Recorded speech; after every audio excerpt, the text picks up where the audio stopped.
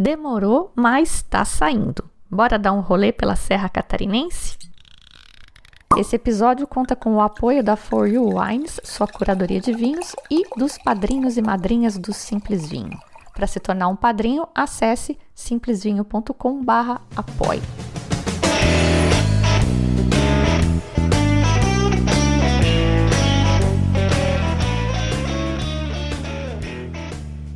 Os vinhos de altitude da Serra Catarinense recentemente obtiveram o selo de IP, Indicação de Procedência, e teve até podcast sobre isso já. O episódio de hoje é para ajudar a montar o seu plano de visitas na Serra. São as informações que eu usei para montar o meu plano, com os meus comentários sobre a minha visita por lá e alguns outros depoimentos e dicas que eu juntei. Primeira coisa para decidir é pensar quando visitar. Eu fui no início de dezembro. Tem vantagens e desvantagens. Cada época sempre tem vantagens e desvantagens. Então vamos dar uma olhada em todas. Você quer comer uva no pé? É uma experiência legal, é diferente. Comer uva vinífera no pé. Para esse objetivo, dezembro ainda não é uma época muito boa. As uvas ainda vão estar verdes. Talvez no Vale da Uvaguete, que é mais baixo, que a colheita é antes, a festa da vindima deles é em janeiro. Talvez ali você já tenha alguma uva, mas vai ser uvaguete. Na Serra, final de janeiro, para a uva branca já pode rolar. No caso da uva tinta, já é mais complicado, ela demora mais para amadurecer. Talvez uma Pinot Noir no começo de fevereiro, mas aquelas uvas italianas que são tão famosas, que vão tão bem na Serra, é mais para frente só, dependendo, já teve caso deles escolherem em maio. Independente de já ter uva comestível ou não, eu considero essa a época mais bonita para visitar os vinhedos, porque eles estão verdes e as parreiras vão estar carregadas. Como nada nunca é perfeito, pode ser, se já estiver rolando a colheita, os produtores vão estar bem ocupados. Isso pode ser um ponto negativo, especialmente nas menores, onde a gente quer ir, quer falar direto com o produtor, quer conhecer, quer bater um papo com calma. Para quem quiser focar nessa coisa de interação mais pessoal, essa experiência mais pessoal, eu acho que o outono e o inverno são épocas mais propícias. Embora, notem, trabalho na vinícola tem o ano inteiro, não tem sossego. Outra coisa chata no inverno é que é feio, as videiras estão hibernando, então fica tudo meio morto, parece que está morto, né? Falta vida. Para quem vai pensando em tirar fotos lindas, é um desastre. Mas nem tudo é vinho, né? Isso tudo que eu falei foi pensando com foco exclusivo em vinho, mas a Serra Catarinense tem outros atrativos muito legais. Para começar, tem o lance da neve, tem os caminhos da neve. Em 2021, o pessoal que foi atrás de neve ficou bem feliz. Nevou, aquela coisa linda, tudo branquinho. Eu não consigo entender uma pessoa que fique feliz com neve e com frio. Mas se essa for a sua opção, vá preparado. E é importante aqui ficar num hotel ou uma pousada, onde você for ficar, tem que ser bom. Mas bom, porque o frio lá é forte. E se não tiver estrutura, o lugar é sofrido. Eu fui no início de dezembro e passei frio à noite, dá para acreditar? Frio de ligar o aquecedor no quarto e chegou a gear. Saí de Florianópolis com vestido de alcinha, derretendo e passei frio na serra. Dizem que foi excepcional, que foi atípico, blá blá blá, mas seguro morreu de velho, né? É importante ir preparado. E se você vier no inverno, um outro evento interessante que você talvez queira conhecer é a Festa do Pinhão.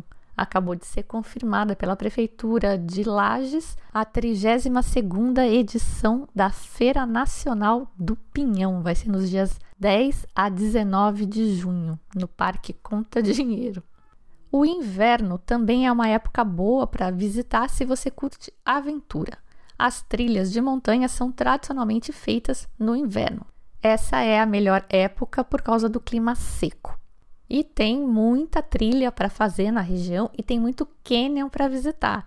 E esse é um outro ponto positivo para o clima seco. Você vai ter mais chance de efetivamente ver os canyons. Eu tenho experiências pessoais péssimas com essa coisa de neblina nos canyons. Quando fui, não dava para ver nada. E tem uma muito bizarra, a gente foi para Costa Rica, tem um vulcão lá no centro do país, e não dava para ver o vulcão. Você não fazia ideia que tinha um vulcão ali, mas eu queria muito ver um vulcão, nunca tinha visto um vulcão na vida. A gente voltou depois, e quando a gente voltou na cidade foi um choque, porque o vulcão pega a cidade toda, você vê ele de qualquer lugar. E no dia que a gente foi a primeira vez, não dava para fazer ideia que existia um vulcão ali. Voltando para o nosso tema, que é a Serra Catarinense. Serra do Rio do Rastro. Super famosa. Era um sonho de consumo meu visitar a serra, dessas listinhas que eu tenho para fazer, para marcar, fazer um check lá. Visitei. Pois eu subi e desci pela Serra do Rio do Rastro. É tenso. Eu era meio destemida, né? Ou meio sem noção quando eu era mais nova, mas hoje eu sou bem medrosa e eu achei a estrada altamente tensa. Alguns de vocês devem conhecer a serra que liga Taubaté a Ubatuba, que não é uma serra light. O ônibus precisa manobrar para fazer algumas curvas ali naquela serra. Pois bem, essa serra de Ubatuba parece a rodovia dos Bandeirantes, dessa com 5 faixas, quando comparada com a Serra do Rio do Rastro. E é bonito, como dizem? Bom, talvez. Eu não sei porque eu não dei sorte. Quando eu subi, era noite, não deu para ver muito. E quando eu desci, o dia estava lindo em São Joaquim, não tinha uma nuvem no céu. Eu achei que eu fosse dar sorte, mas cheguei na serra e estava tudo tapado. Ainda que não tivesse tapado, quem dirige não consegue ver muita coisa, porque realmente a serra é tensa. Teria que parar nos mirantes.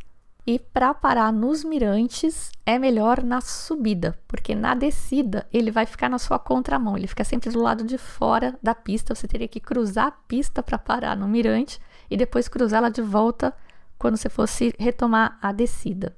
Considerando a sinuosidade da coisa, não me parece prudente. Outro ponto negativo aí no inverno para a subida ou descida da serra, enfim, é gelo. Se der gelo na pista, às vezes eles até fecham. E já que estamos falando da Serra do Rio do Rastro, vamos já aproveitar e falar de logística, porque através da Serra do Rio do Rastro é uma das formas de chegar à cidade de São Joaquim, que é um dos polos ali dos vinhos da região. Vamos então localizar geral a coisa. É claro que você pode chegar à Serra Catarinense por vários caminhos diferentes. O aeroporto mais próximo é o de Lages, ali a oeste, um aeroporto pequeno, e tem bastante chance de você chegar no aeroporto de Florianópolis também no litoral. Ou você pode vir de carro pelo norte ou pelo sul. Eu, como estou em Florianópolis, vou dar a visão a partir de Florianópolis e aí dá para adaptar dependendo da sua situação.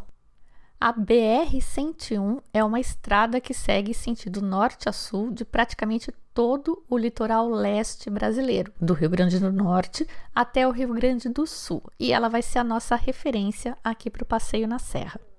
A BR-101, então, vai acompanhando o litoral e a região da serra que nos interessa está meio paralela a ela. Imagina uma outra linha, então, a oeste do desenho que forma a linha da BR, vão ser as cidades principais para as nossas visitas na serra. A única diferença é que ela está num degrau mais alto e você tem 3 pontos principais para subir até esse degrau mais alto. E cada um desses pontos vai dar numa das cidades polo, uma cidade central para você organizar a sua visita.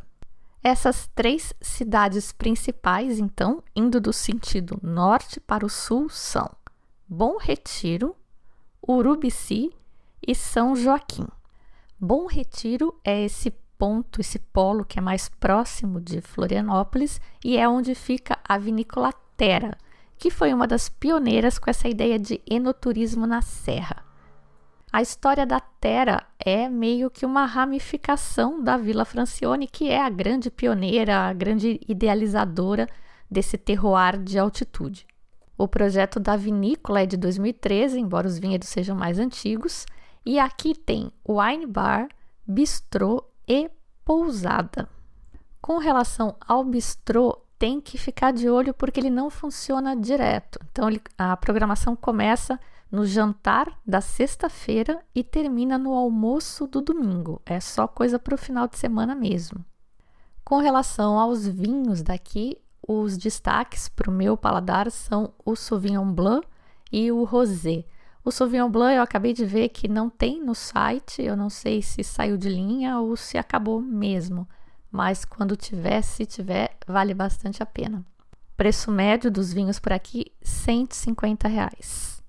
Você pode então escolher começar o seu passeio por aqui. Do centro de Florianópolis até a Terra são mais ou menos umas 3 horas aí, dependendo do trânsito. E tem um monte de coisa legal no caminho para curtir também.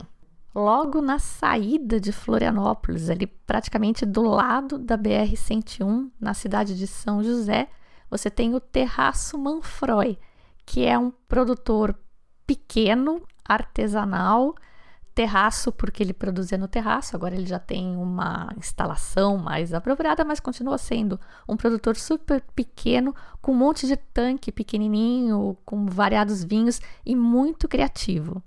No ano passado, por exemplo, em 2021, ele fez um Sauvignon Blanc de maceração carbônica, que é aquela técnica do Beaujolais Nouveau. Eu tô até com uma garrafa dele aí, mas eu não sei nem o que esperar. Mas de qualquer forma, é uma curiosidade para quem é Enonerd, enfim, eu acho praticamente irresistível.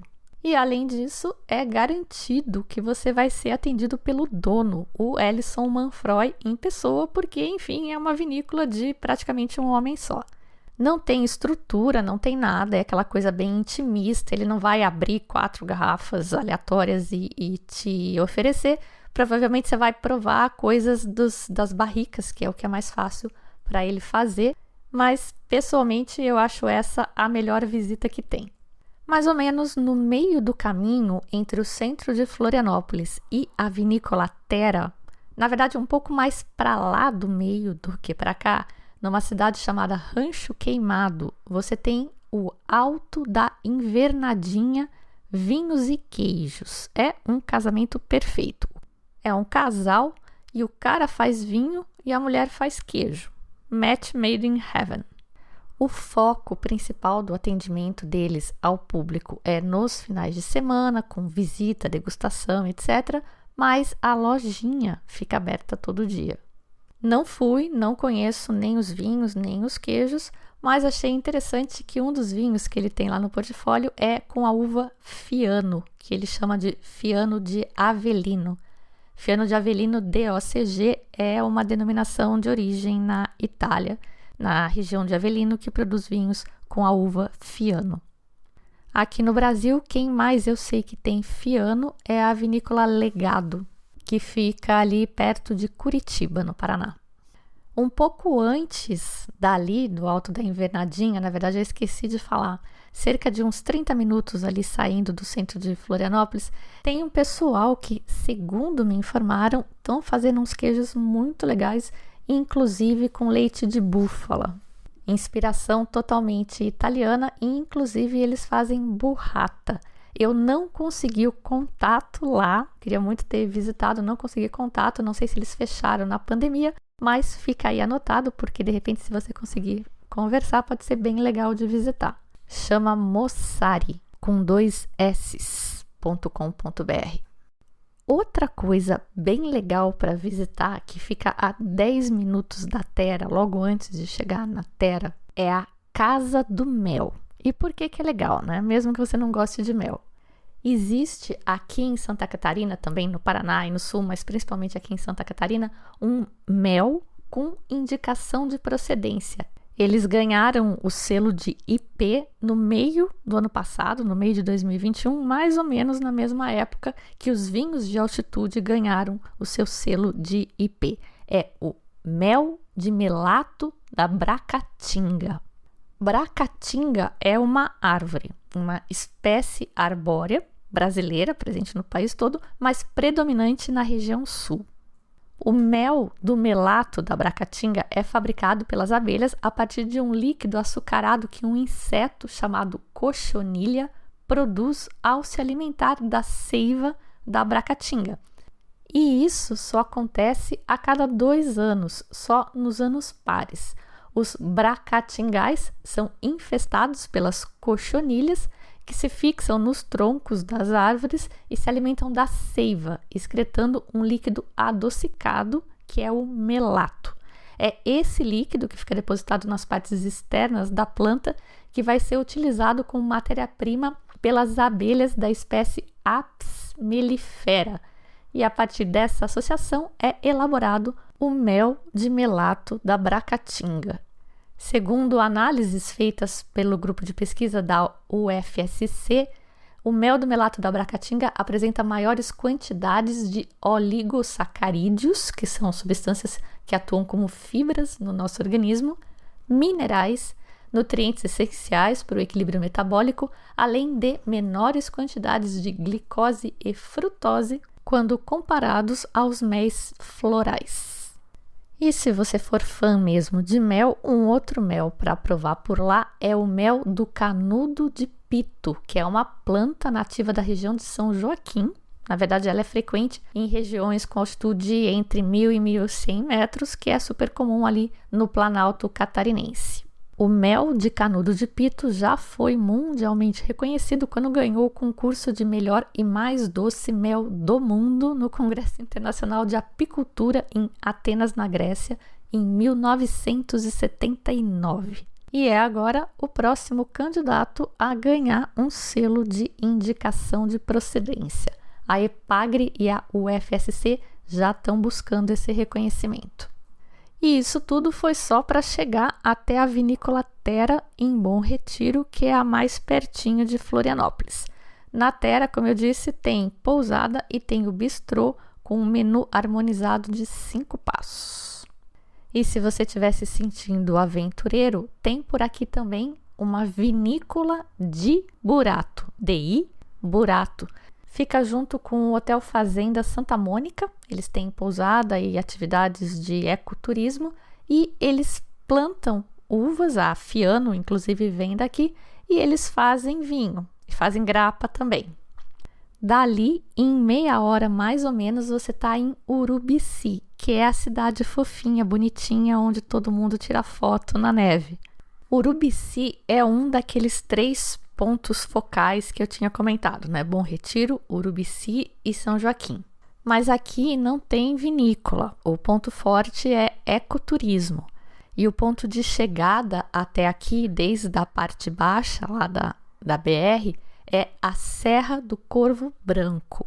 Então você pode tanto chegar nessa parte alta para fazer o seu passeio pela serra através dessa Serra do Corvo Branco, ou você pode ir embora por aqui.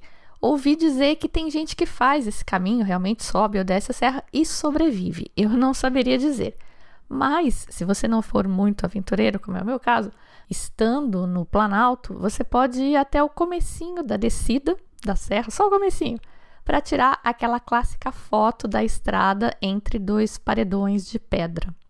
Se o dia estiver limpo também, dá para ter uma boa vista da serra, é bem bonito.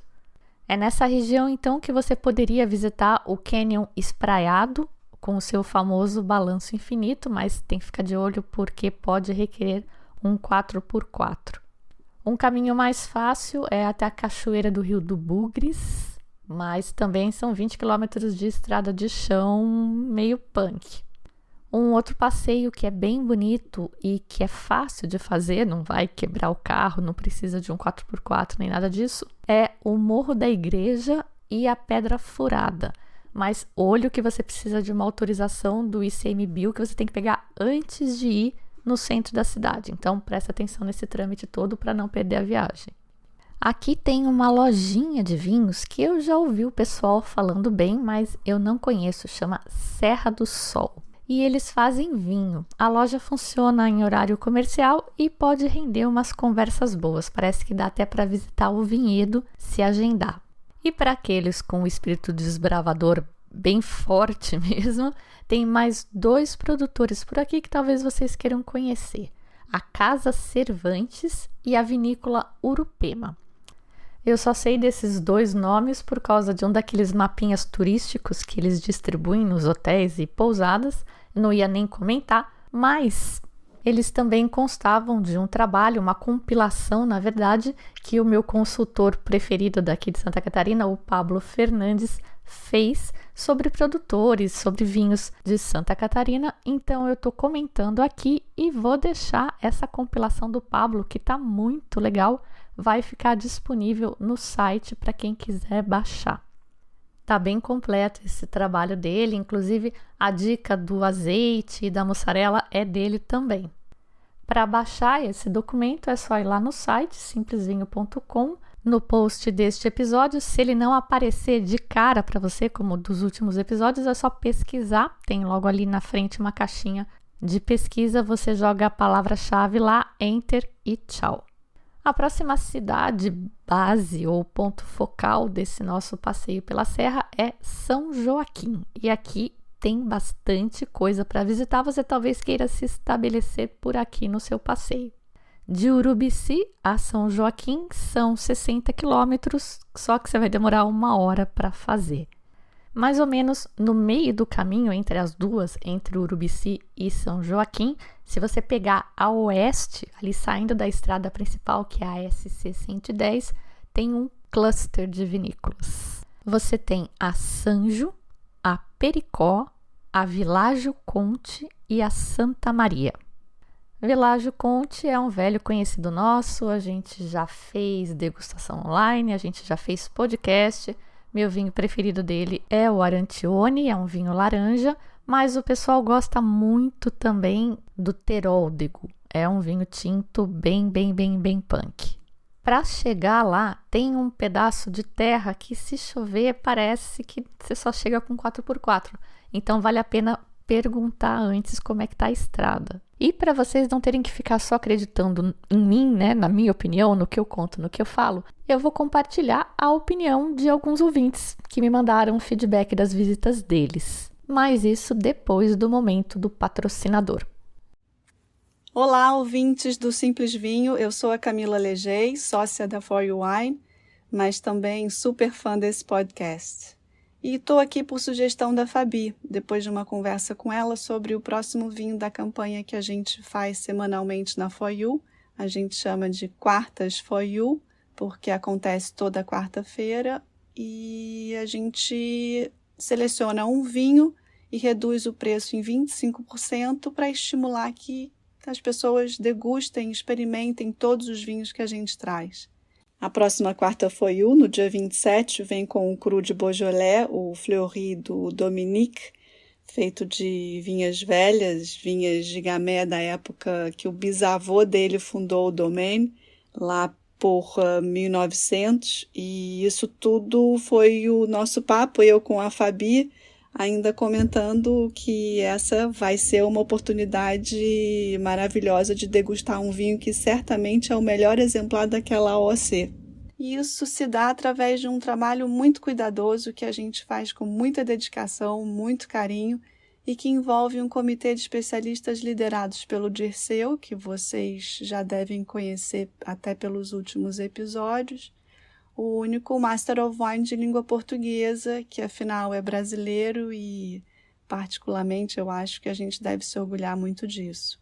Esses especialistas provam os vinhos às cegas e o vinho só é selecionado para ser importado por nós quando todos os especialistas que participam da prova acham que o vinho traz o melhor daquela casta, o melhor daquela região, entrega equilíbrio, não tem defeito e, além disso, toda uma dedicação peculiar, seja pela história, pela tradição, por uma inovação na forma de produção, um método de vinificação ou práticas de viticultura interessantes a partir de uma pesquisa e de um conhecimento bastante aprofundado junto ao produtor que a gente faz. Então é isso. Eu espero que vocês estejam gostando do conteúdo em parceria aqui com a Fabi. A gente fica sempre à disposição para explicar o que a gente faz, como a gente faz, sempre buscando excelência na seleção para uma renovada e sempre interessante experiência com cada vinho que a gente oferece. Saúde for you e até breve. Lembrando que você pode se inscrever no site da For You Wine, número 4, letra U, ponto, Wine, para ser avisado por e-mail sobre quais serão os próximos vinhos das quartas For You. 25% de desconto é bem atrativo. Para os outros vinhos do portfólio, você pode usar o cupom SIMPLES4U, que dá 15% de desconto. Pode ainda rolar frete grátis, dependendo do valor da compra e do local do envio. E se você quiser saber qualquer coisa sobre esse ou outros vinhos da For You, você tem o privilégio e a oportunidade de perguntar diretamente para o Dirceu no momento Pergunte ao Master of Wine. Olha isso, hein? Onde mais você ia ter uma chance dessas? O momento Pergunte ao Master está mais para o final deste episódio e está relacionado com um dos vinhos da Serra Catarinense que a gente vai ver por aqui.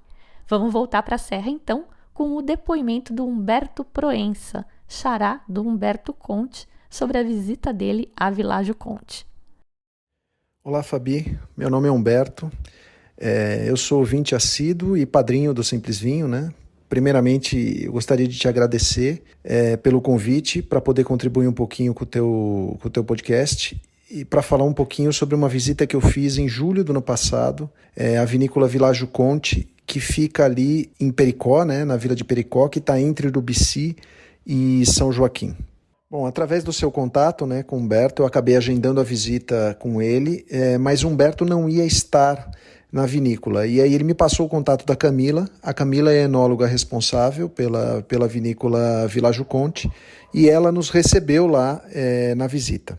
Bom, a visita foi bastante rica, né, e teve 3 momentos, né? O primeiro momento foi a visita aos vinhedos. E na visita aos vinhedos a gente viu as diferenças que a gente tem entre as plantas e falou sobre poda e sobre todas as variedades que eles plantam ali. Depois disso a gente visitou a cantina, ela mostrou um pouco do processo produtivo, a gente discutiu bastante, até falou bastante sobre o processo produtivo e tudo que estava ali envolvido e provou 2 vinhos que estavam ali, 3 vinhos que estavam ali prontos. A gente provou já o vinho base do espumante, né, do penúltimo, que estava uma delícia, sensacional. Provamos o Spiaggia, que foi que é um vinho que eles estavam lançando naquela safra, né, na safra do ano passado, que é um corte de brancos também muito gostoso, sensacional.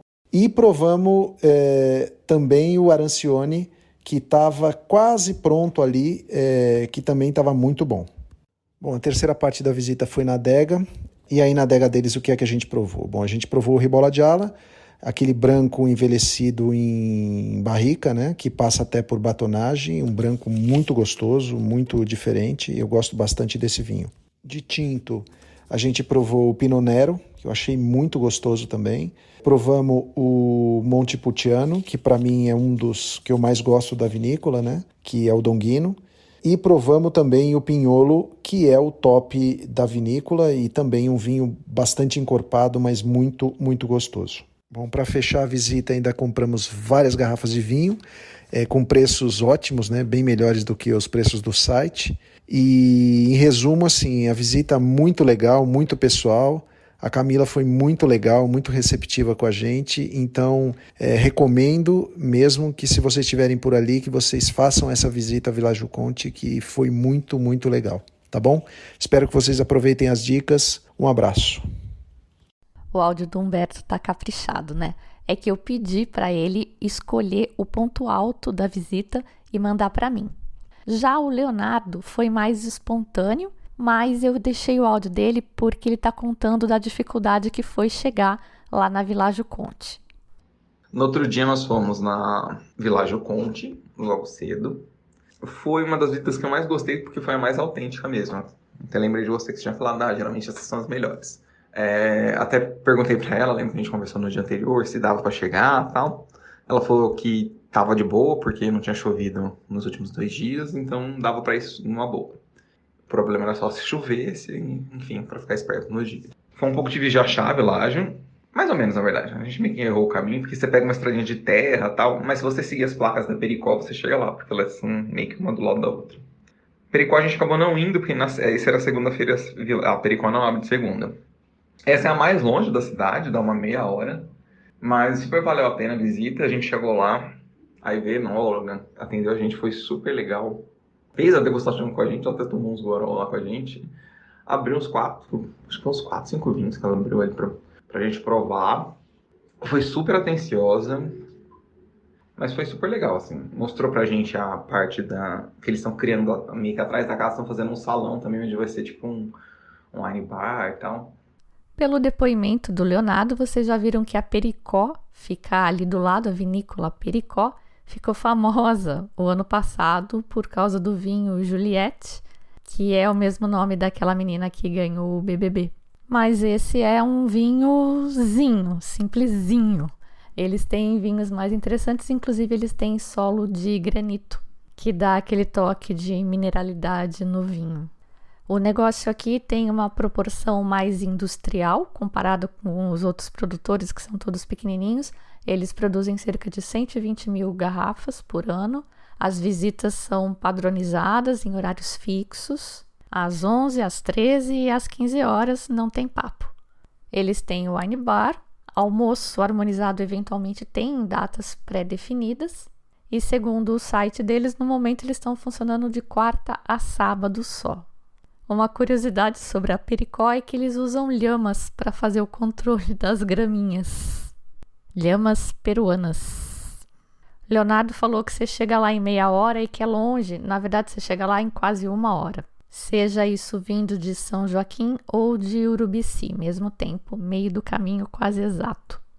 Mas nessa nossa viagem, a gente estava indo rumo sul, com destino a São Joaquim, saindo de Urubici.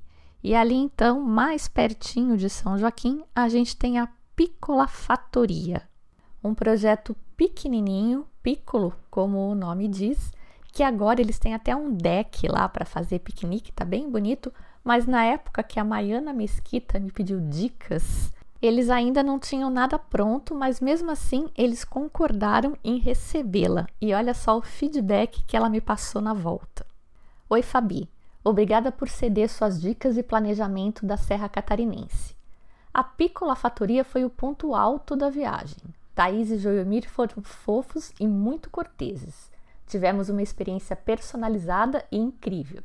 Como eles estão começando, não há estrutura física na propriedade, mas foram super atenciosos e nos levaram para um piquenique ao pôr do sol, regado a muita conversa e prova dos vinhos deles. Como as histórias foram muito boas, a degustação se estendeu noite adentro. Muito obrigada pela dica de ouro. Tanto a Maiana quanto o Leonardo, que foram os depoimentos que eu coloquei aqui para vocês, optaram por se hospedar, ficar baseados em São Joaquim. Eu também fiz isso. Todas as vinícolas que eu vou falar agora estão muito perto da cidade de São Joaquim. Coisa de 30 minutos você chega em todas, qualquer uma delas. Vinícola D'Alturi, Villa Francione, Vinhedos Monte Agudo, Leone de Venezia, Villaggio Bassetti e Vivaldi. E foi meio sem querer, mas eu falei aí na ordem de distância. A Vivaldi é a que fica mais longe. Então, por razões bastante lógicas, tanto as minhas visitas quanto as da Maiana e as do Leonardo se concentraram por aqui. E eles foram em lugares que eu não fui, e eu vou mesclar as minhas informações com as informações deles, até para vocês avaliarem aí várias opiniões divergentes. Villa Francione, segundo a Maiana, gigante da região. Não curti muito a visita, bem padrão mesmo, e os vinhos não me impressionaram. Ponto positivo é o wine bar, em que se pode provar doses de vinhos que não estão inclusos na degustação por um valor extra, mas honesto. A Villa Francione tem um receptivo bem legal, é bem estruturado, o passeio é bem legal. Os vinhos eu achei ok, o rosé lá da Madonna de fato é bem gostoso, pelo menos o que a gente tomou, que era 2020 ou 2021, não lembro. Um tinto deles que eu também tava gostoso, o resto não achei nada demais não. E aí a gente foi na Vivaldi, que eu já tinha te falado, né? Que a gente foi, tem um espaço legal lá, que eles querem fazer um restaurante no futuro, já tá meio que montado, né? Hoje em dia eles só fazem as degustações lá. E provamos, acho que eu já te falei dos vinhos que a gente provou lá, o que eu mais gostei foi o Sauvignon Blanc. Vinhedos Monte Agudo, tem uma vista linda para ver o pôr do sol lá num deck. Dá para almoçar, se você marcar com antecedência, tudo tem que marcar com antecedência, tá? Essa gente que acha que vai chegar lá e ser atendido e vai ser tudo lindo, que nem eu e que nem o Leonardo, vai se dar mal. A Monte Agudo tem um restaurante e tem um receptivo lá. Só que a vinificação, se não me engano, não é feita lá. É isso mesmo. Aí a gente foi, perguntou se dava pra fazer degustação, eles falaram, a degustação é só com agendamento e nos horários XXX. E tava meio longe dos nossos horários, né? Aí a gente pegou e falou, então a gente pode provar alguma coisa aqui? Ela falou, pode e tal. A gente pegou 2 taças também. A Anne pegou um branco que tava bem gostoso. O branco a gente até levou. Esqueci o nome dele, eu lembro do Rófalo. Era um passarinho. Ali, do ladinho, muito pegadinha, colada na Monte Agudo, fica a Leone de Venezia, que é um passeio diferente. É uma imersão em Veneza. É toda temática, cheia de máscaras. Tem uma parede cheia de máscaras. É uma propriedade muito bonita. O Saul Bianco, que é o dono da Leone de Venezia, já participou de podcast com a gente, já participou de degustação online também. Então, o pessoal que ouve o Simples Vinho acabou indo lá, dando preferência para ir lá. A Maiana foi atendida pelo próprio Saul, gostou demais da recepção e de tudo, e que ele abriu uma garrafa do Ouro Vecchio barricado, que é um vinho que eles estão fazendo e vendendo só lá por enquanto, e que ele não estava na degustação, e foi o motivo principal da visita dela. Eu tinha falado para ela desse vinho porque o Humberto tinha falado para mim desse vinho. O Humberto tinha visitado lá antes. E esse Ouro Vecchio barricado é um vinho laranja que passa por barrica e tá lindo. Eu provei o 2020 e o 2021, são diferentes, né? No 2021 ele pacificou as uvas para fazer, então elas estão mais concentradas, ele tá bem gordo. Gostei muito também de um vinho que eu não conhecia chamado Mastino. É um Montepulciano e a gente provou a amostra da barrica. E pelo que o Saul falou, esse é um vinho que nasce vendido, já nasce esgotado, tem fila de espera. E uma outra coisa bem legal que a Leone de Venezia faz é o Passione, que é uma espécie de Amarone. É com as mesmas uvas do Amarone italiano, aquele vinho do Vêneto, que é a Corvina, Rondinella e Molinara, são os nomes das uvas, e que elas são pacificadas também, como acontece na DOCG Amarone italiana. Esse vinho eu nunca provei, fiquei só na curiosidade mesmo.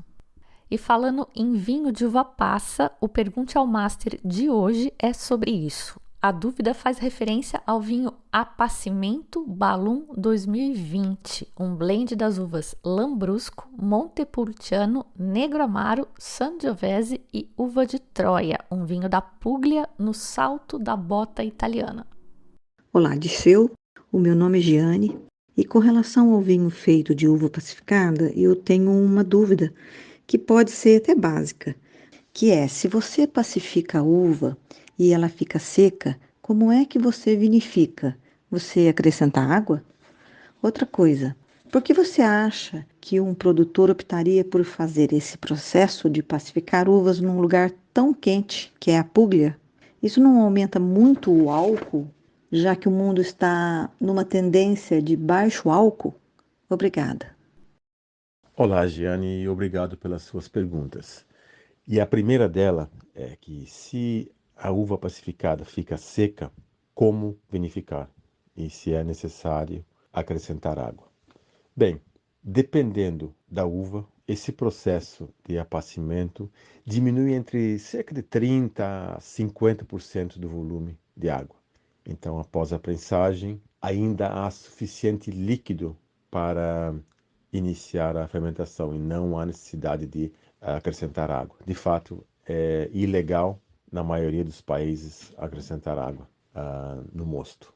E esse processo de apacimento concentra açúcar, ácidos, e consequentemente torna o vinho mais alcoólico, mais corpo, os taninos mais integrados, um vinho com mais cor e complexidade.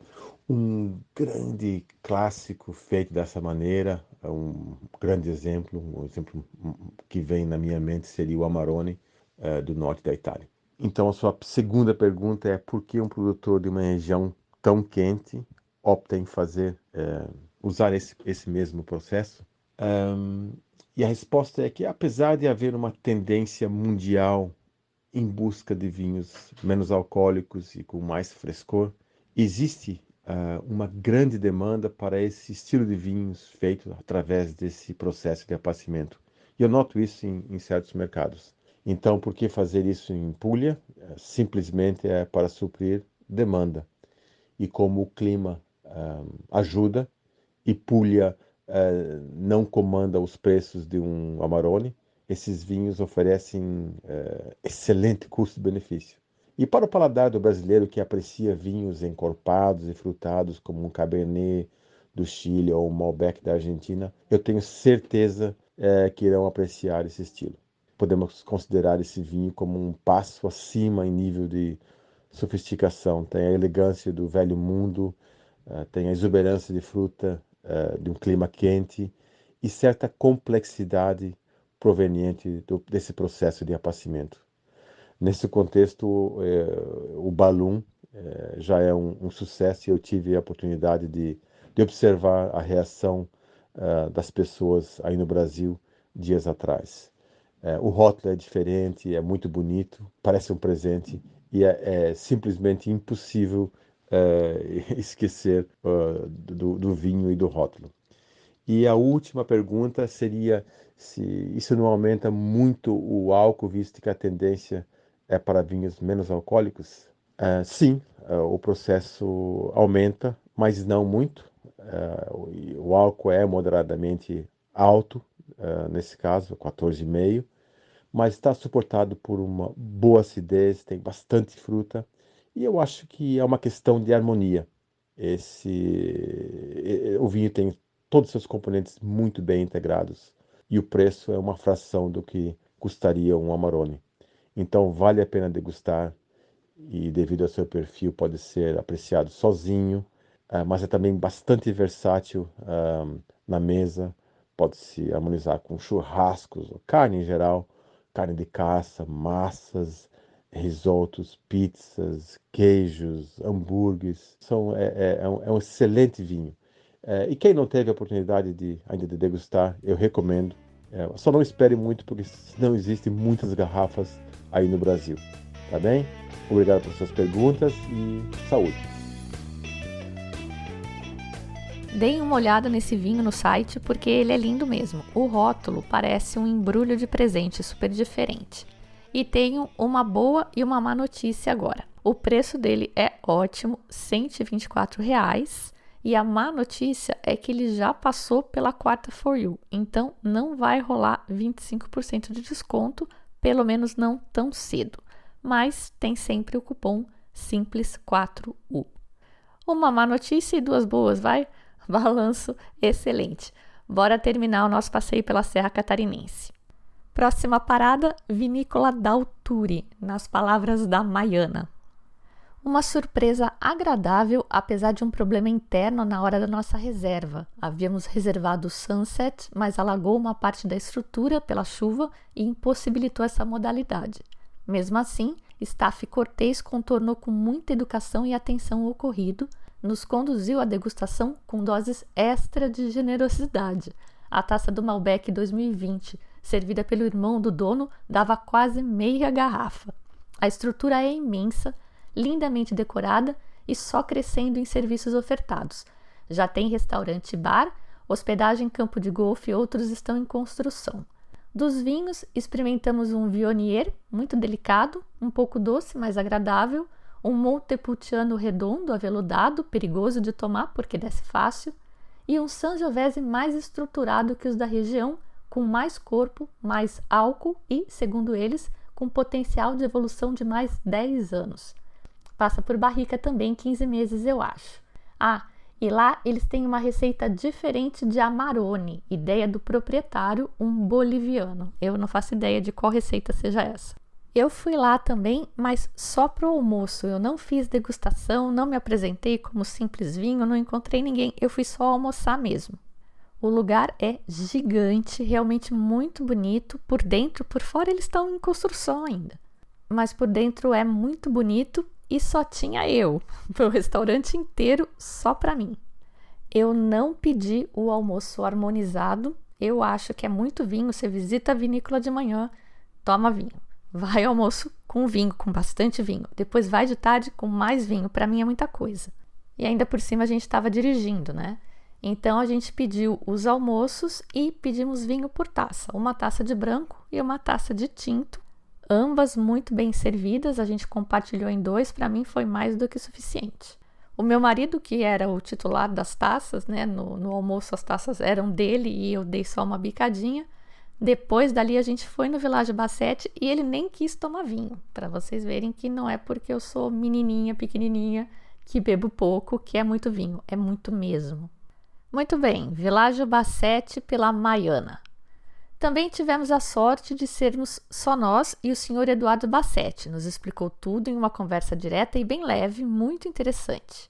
Como minha mãe também é pediatra, já fui com um carinho especial pelo Dona Eni, um Sauvignon Blanc barricado, bem estruturado até. Já o Leonardo não deu a sorte, entre aspas, de ser atendido pelo próprio Bassett, mas a experiência dele foi muito boa também. Fomos fazer a degustação na Bassett, que essa a gente tinha agendado e tal.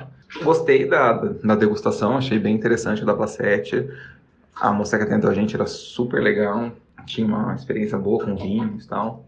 Sobre os vinhos da Bassett, eu achei em geral melhores do que os que eu tinha tomado até então, mas são bem mais caros também. Gostei que eles fazem algumas coisas diferentes, fazem claret, fazem, enfim.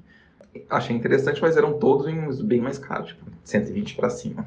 A Village Bassett, para mim, tem o melhor Pinot Noir do Brasil, que é o Ana Cristina. Tem um vinho laranja também, ele acabou ficando de fora daquela série sobre os vinhos laranja que a gente fez em 2020. E tem um claret, que está na moda. Se você perdeu o babado do Descorchados 2021, um vinho claret, o da Era dos Ventos, foi eleito pelo Patrício Tapias o melhor vinho tinto do Brasil. É um vinho rosé, tá? Não se engane, é um rosé punk. E eu tenho certeza que o Tapia não provou o claret do Village Bassett, porque tá muito gostoso. Seguindo pela SC 114, que é a estrada que você vai pegar para visitar todas essas vinícolas, a Dalturi, a Bassett e a Vivaldi ficam todas na beira da SC 114. Depois da Vivaldi, 3 minutos, tem a Fattoria São Joaquim.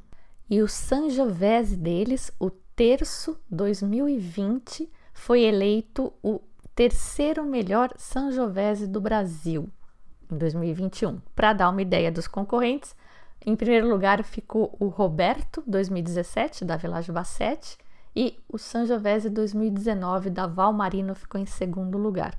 E para quem se animar a vir até aqui, dá para rolar um almoço harmonizado também, só precisa reservar. Todas essas vinícolas que eu falei agora nessa sessão, elas estão a menos de 15 minutos da cidade de São Joaquim. É realmente muito pertinho. Com um investimento de mais 30 minutos, você pode chegar na Quinta da Neve. A Suzin fica ali perto também, mas a Suzin não tem receptivo, é só para comprar vinho. Que, aliás, pode ser uma boa ideia. O Sauvignon Blanc deles é um vinho que eu gosto bastante. A Quinta da Neve tinha alguma coisa a ver com o pessoal da Decanter, era um dos sócios da Decanter, acho que era também sócio na Quinta da Neve, não sei se ainda está assim, mas o que eu queria comentar aqui é que eles tinham como consultor o Anselmo Mendes, que é um português lá que faz vinho verde, vinhos verdes maravilhosos, ele é uma referência na região de vinho verde, e como consultor ele ensinou o pessoal da Quinta da Neve a fazer alvarinho. Então, acho que não dá para ficar muito melhor que isso. Distância total da cidade de São Joaquim, então, 40 minutos mais ou menos. E, por fim, na região aqui, eu queria falar da Zanella Beck. Você vai encontrar ele no mapa como Fazenda Boava ou Pousada Boava. Ele tem uma pousada lá que, na verdade, acho que é um quarto, um chalezinho que ele aluga pelo Airbnb, mas dá para dormir lá.